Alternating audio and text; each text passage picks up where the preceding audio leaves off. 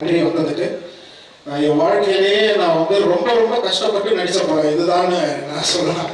ஏன்னா அது காரணம் அந்த காஸ்டியூமு அது ஒரு கோழி மாதிரி ரொம்ப திக்காக இருக்கும். டேரக்டர் கோழி மாதிரி இருக்கும், பயங்கர திக்கா. அது வந்து ஒரே காஸ்டியூமு தலையிலேருந்து உள்ளங்கால் வரைக்கும். அது உள்ள பூண்டு ஜிப்பு போட்டு இருக்கணும். இது மட்டும் தான் ஓப்பனாக இருக்கும், இவ்வளோ தான் காற்று வரும். ஃபுல்லாக க்ளவுஸு பயங்கரம் டார்ச்சாக இருக்கும். உச்சி வெயிலில் வந்து பயங்கர ஷூட்டிங் நடக்கும். ரொம்ப பிரச்சனை. அவசரத்துக்கு போகணும்னா கூட வந்து ரொம்ப எல்லாத்தையும் வந்து ரொம்ப கஷ்டப்பட்டு போக வேண்டியதா ஒரு சூழ்நிலை. ரொம்ப கஷ்டப்பட்டு நடிச்ச படம். அது ரொம்ப கஷ்டப்பட்டதுனால வந்து டேரக்டர் என்ன சொன்னார், பேசின சம்பளத்தை விட ஜாஸ்தி கொடுத்துட்றேன் அப்படின்னாரு. ஸோ ரொம்ப சந்தோஷம் டேரக்டருக்கு.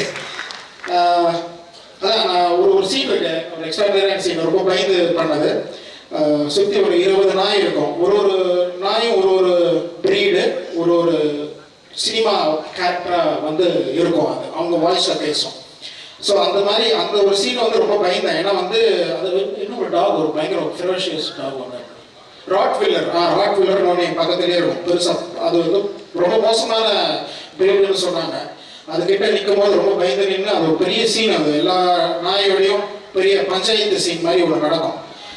அதாவது எங்கள் ஏரியாவில் ஒரு என் ஃப்ரெண்டு ஒரு நாய் ஒன்று இருக்கும். அவர் வந்து வேற ஏரியா நாயை சைட் அடிச்சுவார்.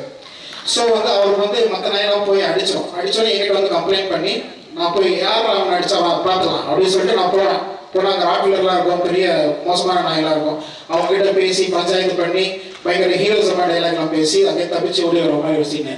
அதுதான் நீங்கள் கேட்டது. அது ரொம்ப ஜாலியாக போச்சு. ஒரு 2 நாள் பயந்துக்கிட்டே தான் இருந்தேன். மற்றபடி படத்தோட ஃபர்ஸ்ட் டைம் நடித்தா ரொம்ப சந்தோஷமாக இருக்குது. விஷால் மியூசிக் சூப்பராக இருக்குது. டேரக்டர் எக்ஸ்ட்ராடனரி, நைட் மீட் பண்ணுறோம். மற்றபடி வருதில்லை.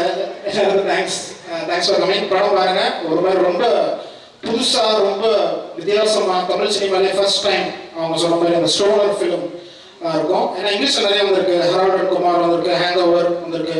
எங்கள் கோவா படத்தில் கூட ஒரு சீன் இருக்கும், சிவபானம் அப்படின்னு சொல்லிட்டு ஒரு சீன் நடக்கும். ஸோ இப்போ தான் அது வந்து மக்களுக்கு தெரிய வருது. படத்தை பார்த்து நல்லா என்ஜாய் பண்ணுங்க. Thank you.